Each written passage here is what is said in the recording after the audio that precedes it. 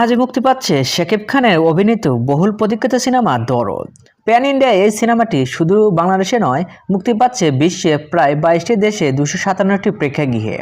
বাংলাদেশের 84টি প্রেক্ষাগৃহে মুক্তি পাচ্ছে শাকিব খানের দরদ সিনেমাটি। কয়েক বছর ধরে ঈদ কেন্দ্রিক হয়ে গেছে দেশের সিনেমা। ঈদের বাইরে খুব বেশি প্রেক্ষাগৃহে যেমন চালু থাকে না, তেমনি কোনো ছবি আলোচনায় তৈরি করতে পারে না। তবে নতুন অধ্যায় রচনা করলো শাকিব খানের দরদ সিনেমাটি। ঈদের বাইরে দেশ জুড়ে 84 প্রেক্ষাগৃহে মুক্তি পেয়েছে সিনেমাটি। তথ্যটি নিশ্চিত করেছে নির্মাতা মামুন। প্রথম সপ্তাহে হল সংখ্যক আর বাড়ানো সম্ভব নেই। দর্শকের আগ্রহের উপর নির্ভর করে দ্বিতীয় সপ্তাহে হল বাড়ানো হবে। তবে বরাবরের মতো শাকিবের ছবি নিয়ে তার ভক্তরা ভীষণ উচ্ছ্বসিত। তাদের মধ্যে এক প্রকার উৎসবের আমেজ দেখা যায়।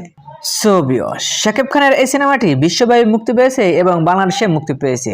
আমরা যারা শাকিবিয়ান আছি তারা বলবো যে শাকিব খানের ছবিটা একদম ব্লকবাস্টার সিনেমা করব। সবাই একত্রে শাকিব খানের সিনেমা দেখবো আর দরদ সিনেমাটার প্রচারণা করব। আর হ্যাঁ, এই ভিডিওতে আপনার কি মতামত কমেন্ট বক্সে জেনে দিন। বিনোদন জগতের সকল খবর পেতে চ্যানেলটি সাবস্ক্রাইব করুন। ধন্যবাদ।